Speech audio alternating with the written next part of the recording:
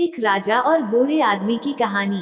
एक बार राजा अपने आदमियों के साथ शिकार करने के लिए जंगल जा रहा था। बीच सफर में एक बूढ़े आदमी का घर आया। राजा ने देखा कि वह बूढ़ा आदमी उम्र में 90 साल से भी ज्यादा का लग रहा है। उसके हाथ पैर कांप रहे हैं, फिर भी वह बड़ी मेहनत से एक फल देने वाला पेड़ का पौधा अपने घर के बगीचे में लगा रहा था। राजा को उस बूढ़े आदमी को ऐसा करते देख बहुत आश्चर्य हुआ। राजा का सोचना था कि बूढ़ा जो फल का पौधा लगा रहा है उसे अच्छी तरह से बड़े होकर फल देने में कम से कम 10 साल लग जाएंगे। बूढ़े आदमी की हालत देखकर लगता था कि वह शायद ही 1-2 साल और निकाल पाएगा। फिर बूढ़ा आदमी क्यों इतनी मेहनत और तकलीफ उठा रहा है? राजा अपने आदमियों के साथ उनके पास पहुंचा और उसने यही प्रश्न बूढ़े से किया तो बूढ़े ने कहा, महाराज, अगर यही सोच मेरे दादा परदादा रखते तो आप मेरे बगीचे के इन कई पेड़ों को जो वो मेरी उम्र के थे तब लगा कर गए थे, शायद यहाँ नहीं देख पाते और ना ही मुझे उनसे फल खाने के लिए मिलते। जैसे मेरे दादा परदादा ने मेरे बारे में सोचकर उन पौधों को लगाया था, मैं भी अपने बच्चे और बच्चों के बच्चों को ध्यान में रखकर इस पौधे को लगा रहा हूँ।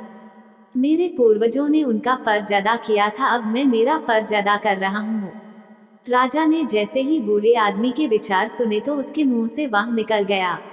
राजा के आदमियों ने राजा के मुंह से वाह शब्द सुनते ही उस बूढ़े आदमी को 1000 सोना मोहरों की थैली इनाम के रूप में दे दी। 1000 सोना मोहरे पाकर बूढ़ा आदमी बहुत खुश हो गया और उसने कहा कि देखिए महाराज, आप कहते थे कि यह पौधा मुझे शायद फल नहीं दे पाएगा, लेकिन इस पौधे ने तो मुझे आज ही सोना मोहरों के रूप में फल दे दिया। बूढ़े आदमी के सकारात्मक विचारों से प्रभावित होकर राजा ने फिर से 2 बार वाह वाह बोला। राजा के आदमियों को तो आदेश के अनुसार हर वह शब्द के लिए 1000 सोना मोहरे देनी थी, इसलिए उन्होंने बूढ़े आदमी को 2000 सोना मोहरे और दे दी।